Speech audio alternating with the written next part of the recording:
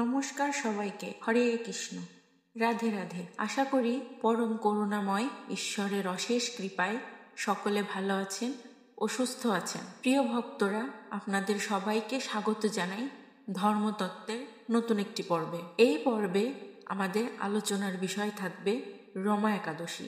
রমা একাদশী কবে পালন করতে হবে, একাদশী পালনের বিধিনিষেধ, রমা একাদশীর ব্রত কথা, এই ব্রত পালনে কি কি ফল লাভ হবে তার সমস্ত কিছুই জানতে পারবো এই ভিডিওতে। ভিডিওটির মূল পর্বে যাবার আগে সকলের কাছে অনুরোধ রইল সম্পূর্ণ ভিডিওটি দেখার জন্য। আমাদের চ্যানেলে নতুন হলে চ্যানেলটি অবশ্যই সাবস্ক্রাইব করবেন এবং পাশে থাকা বেল আইকনটি অবশ্যই প্রেস করে রাখবেন। এতে করে যখনই আমি নতুন ভিডিও পোস্ট করব, ভিডিওটি সবার আগে চলে যাবে আপনার কাছে। তাহলে চলুন যাওয়া যাক আজকের মূল পর্বে। বছরে 12টি মাসের মধ্যে সবচেয়ে ফলপ্রসূ মাস বা পুণ্যের মাস হলো কার্তিক মাস বা দামোদর মাস। এই মাসে আমরা যত পূর্ণ কাজ করে থাকি তার ফল আমাদের কাছে দ্বিগুণ হয়ে ফিরে আসে। সনাতন ধর্মে কার্তিক মাসের বিশেষ মাহাত্ম্য রয়েছে। এই মাসটি বিষ্ণু ও মা লক্ষ্মীকে সমর্পিত।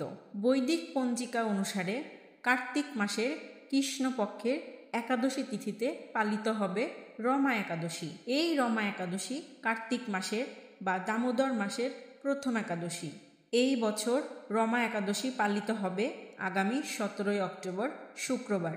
এই ব্রতটি মূলত ভক্তি, পাপমোচন ও বিষ্ণু ভক্তদের জন্য আধ্যাত্মিকভাবে গুরুত্বপূর্ণ দিন।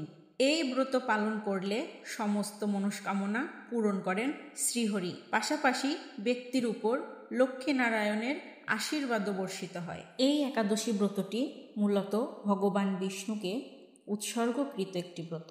এই একাদশী ব্রতটি সঠিক নিয়মে পালন করলে ভক্তগণ মহাপুণ্য লাভ করে থাকেন। একাদশীর মূল কাজ হলো নিরন্তর ভগবানকে স্মরণ করা। তাই আপনারা যে নিয়মে বা যে সময়ে একাদশী পালন করুন না কেন, ভগবানকে ভক্তি ভরে স্মরণ করাই যেন আপনার মূল কাজ হয়। মনকে শুদ্ধ রেখে পাপ কর্ম করা থেকে বিরত থেকে শ্রীহরির নাম কীর্তন করে একাদশী পালন করবেন। অন্যান্য একাদশীর মতো রমা একাদশী পালন করলেও বিপুল পরিমাণ পাপ বিনাশ হয় এবং মহাপুণ্য লাভ হয়ে থাকে। এই একাদশী পালনে মোক্ষ লাভ বা মুক্তি লাভও সম্ভব। পুরাণ অনুসারে এই একাদশী পালনের ফলে ধন, পুণ্য ও সুখ লাভ হয়। এমনকি দুঃখ, দারিদ্রতা এবং দুর্ভাগ্য দূর হয়। সংসারে শান্তি, মঙ্গল ও সমৃদ্ধি লাভ হয়। পারিবারিক কল্যাণ ও আর্থিক উন্নতি হয়। একাদশী ব্রত পালনের ক্ষেত্রে আহারের ব্যাপারে রয়েছে কিছু নিষেধাজ্ঞা। চলুন তাহলে সেগুলো জেনে নেওয়া যাক। যে সকল ভক্তবৃন্দ নির্জলা উপবাস করতে সক্ষম তারা অবশ্যই নির্জলা উপবাস করবেন। কিন্তু যে সকল ভক্তবৃন্দ নির্জলা উপবাস করতে সক্ষম নয় তারা পঞ্চরবি শস্য বর্জন করে আহার গ্রহণ করবেন। পঞ্চরবি শস্যের মধ্যে রয়েছে ধান জাতীয় যে কোনো প্রকার খাদ্য, গম জাতীয় যে কোনো প্রকার খাদ্য, যব বা ভুট্টা থেকে তৈরি যে কোনো প্রকার খাদ্য, ডাল জাতীয় যে কোনো প্রকার খাদ্য, সাথে রয়েছে সরিষার তেল, সয়াবিন তেল, তিলের তেল ইত্যাদি। যারা একাদশীতে একাদশীর প্রসাদ রান্না করে থাকেন তাদের 5 ফোড়ন ব্যবহারে সতর্ক থাকা উচিত, কারণ 5 ফোড়নে সরিষা বা তিল থাকতে পারে যা অবশ্যই বর্জনীয়। একাদশীতে সবজি কাটার ব্যাপারে সতর্ক থাকতে হবে যেন কোথাও কেটে না যায়। একাদশীতে রক্তক্ষরণ বর্জনীয়। অন্যান্য একাদশীর মতো রমা একাদশীতেও ক্ষৌর কর্ম করা থেকে বিরত থাকুন। একাদশীতে শরীরে প্রসাধনী ব্যবহার নিষিদ্ধ। তেল, সুগন্ধি সাবান, শ্যাম্পু ইত্যাদি বর্জন করুন। রমা একাদশী ব্রতের মহাপুণ্য সম্পূর্ণরূপে পেতে হলে পরের দিন পারণ অবশ্যই করতে হবে। একাদশীর পরের দিন সকালে পারণের নির্দিষ্ট সময়ের মধ্যে ভগবানকে পঞ্চরবি শস্য নিবেদন করে সেই প্রসাদ গ্রহণ করে পারণ করবেন, নতুবা একাদশীর কোনো ফল লাভ হবে না। রমা একাদশী ব্রত চলাকালীন সময়ের মধ্যে আপনারা অবশ্যই রমা একাদশী ব্রত মাহাত্ম্য পাঠ করবেন এবং শ্রবণ করবেন। তাহলে চলুন এখন আমরা জেনে নিই রমা একাদশীর ব্রত মাহাত্ম্য। একদিন যুধিষ্ঠির মহারাজ শ্রীকৃষ্ণকে বললেন, হে জনার্দন, কার্তিক মাসের কৃষ্ণপক্ষের একাদশীর নাম ও মাহাত্ম্য কৃপা করে আমায় বলুন। শ্রীকৃষ্ণ বললেন, হে রাজন, আপনি যে একাদশীর ব্রত মাহাত্ম্য জানতে চেয়েছেন তা মহাপাপ দূরকারী, মহাফলদায়িনী এবং রমা একাদশী নামে ত্রিভুবনে বিখ্যাত। আপনার জ্ঞান তৃষ্ণা নিবারণ করার জন্য আমি এখন মহাপুণ্যদায়িনী রমা একাদশী ব্রত মাহাত্ম্য বর্ণনা করছি। আপনি অনুগ্রহপূর্বক তা মনোযোগ সহকারে শ্রবণ করুন। একটু থেমে ভগবান শ্রীকৃষ্ণ বলা শুরু করলেন, পুরাকালে মুচুকুন্দ নামে একজন সুপ্রসিদ্ধ রাজা ছিলেন। স্বর্গাধিপতি দেবরাজ ইন্দ্র, মৃত্যু দেবতা যম, জলাধিপতি বরুণ ও ধনপতি কুবেরের সাথে তার মিত্রতা ও সখ্যতা ছিল। এছাড়াও ভক্তশ্রেষ্ঠ বিভীষণের সাথেও তার অত্যন্ত সদ্ভাব ছিল। পক্ষান্তরে তিনি ছিলেন পরম বিষ্ণুভক্ত, ন্যায়বান ও সত্যপ্রতিজ্ঞ। আর এ সকল গুণাবলীর সমন্বয়ে এবং ধর্ম, নীতি ও প্রজ্ঞার অনুসারে রাজ্য শাসন করতেন তিনি। মহারাজ মুচুকুন্দের চন্দ্রভাগা নামক একটি অত্যন্ত সুলক্ষণা কন্যা ছিল। পরিণত বয়সে চন্দ্রসেনের পুত্র শোভনের সাথে বিবাহ হয়েছিল চন্দ্রভাগার। একদা চন্দ্রভাগা পিত্রালয়ে অবস্থান করার সময় তার পতি শোভন শ্বশুরালয়ে বেড়াতে এসেছিলেন কিছুদিনের জন্য।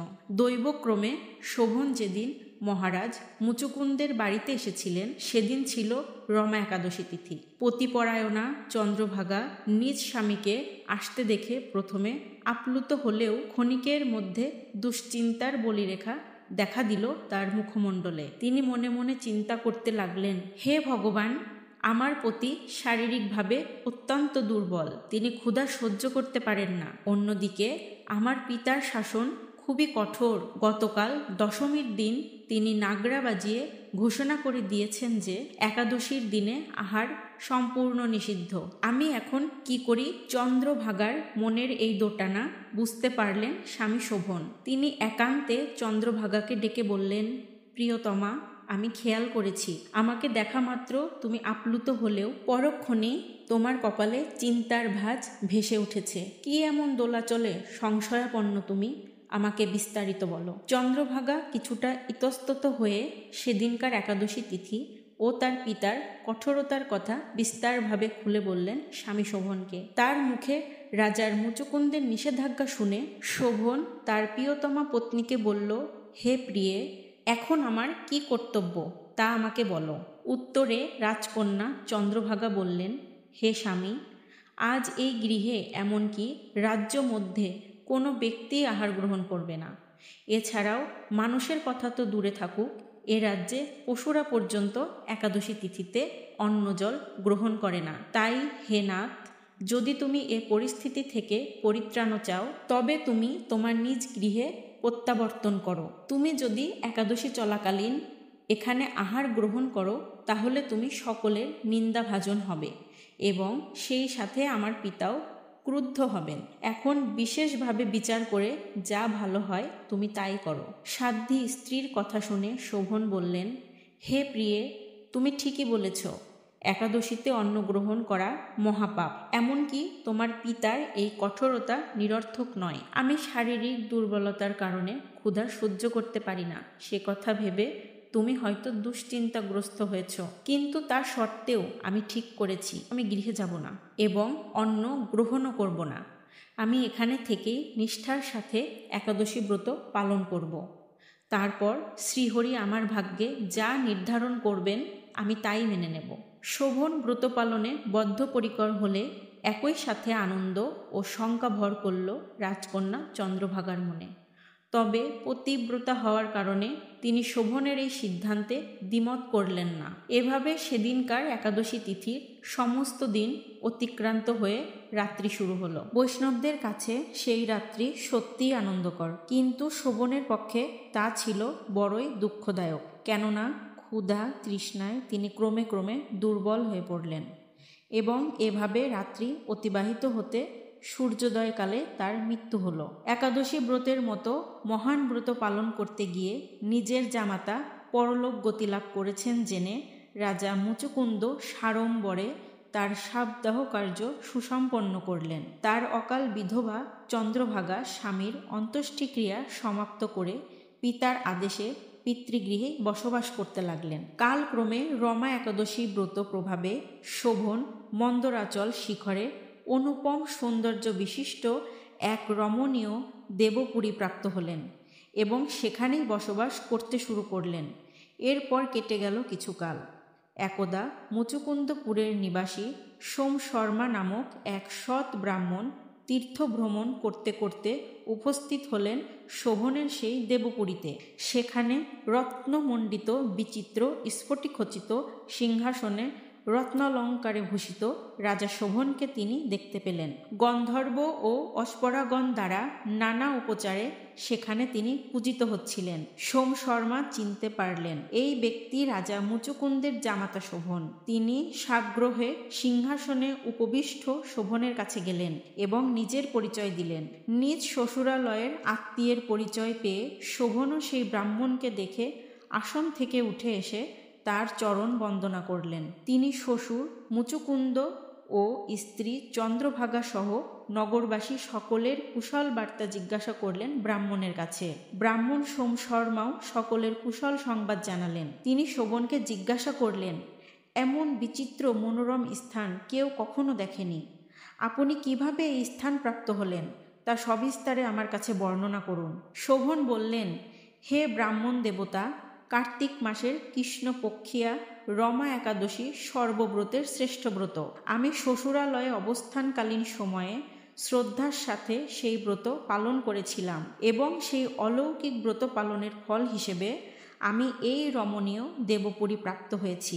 আপনি কৃপা করে আমার প্রিয়তমা পত্নী চন্দ্রভাগাকে সমস্ত ঘটনা জানাবেন। শোভনের মুখে রমা একাদশী ব্রত পালনের ফলের কথা শুনে অশ্রুসিক্ত হয়ে উঠল বৃদ্ধ ব্রাহ্মণের নয়ন। তিনি শোভনকে প্রাণ ভরে আশীর্বাদ করে বিদায় নিলেন সেই রমণীয় দেবপুরী থেকে। সোম শর্মা মুচুকুন্দপুরে ফিরে এসে সর্বপ্রথমে গেলেন রাজকন্যা চন্দ্রভাগার কাছে। তিনি তার কাছে শোভনের সাথে তার দেখা হওয়ার সমস্ত ঘটনা জানালেন। ব্রাহ্মণের কথা শুনে অত্যন্ত আনন্দিত ও আপ্লুত হলেন চন্দ্রভাগা। তিনি ব্রাহ্মণকে উদ্দেশ্য করে বললেন, হে ব্রাহ্মণ দেবতা, আপনার কথা আমার কাছে স্বপ্ন বলে মনে হচ্ছে। তখন সোম শর্মা বললেন, হে পুত্রী, সেখানে তোমার স্বামীকে আমি স্বয়ং স্বচক্ষে দেখেছি।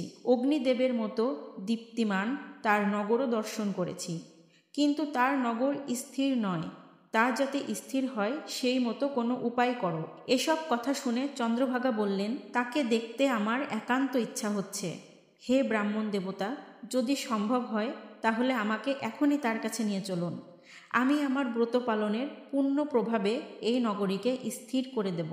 চন্দ্রভাগার মুখ থেকে একথা শোনার পর ব্রাহ্মণ সোম শর্মা চন্দ্রভাগাকে নিয়ে মন্দার পর্বতে বামদেবের আশ্রমে উপনীত হলেন। সেখানে ঋষির কৃপায় ও হরিবাসর ব্রত পালনের ফলে চন্দ্রভাগা দিব্য শরীর ধারণ করলেন।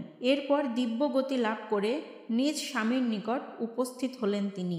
দীর্ঘকাল পরে মিলন ঘটল শোভন ও চন্দ্রভাগার। প্রিয় পত্নী চন্দ্রভাগাকে স্বচক্ষে দেখতে পেয়ে আনন্দে আত্মহারা হলেন শোভন। চন্দ্রভাগাও স্বামীর মুখ দর্শনে অনাবিল আনন্দ লাভ করলেন। বহুদিন পর স্বামীর সঙ্গ লাভ করে চন্দ্রভাগা অকপটে নিজের পূর্ণ কথা জানালেন। হে প্রিয়, আজ থেকে 8 বছর আগে আমি যখন পিতৃগৃহে ছিলাম তখন থেকেই এই রমা একাদশীর ব্রত নিষ্ঠা সহকারে পালন করতাম।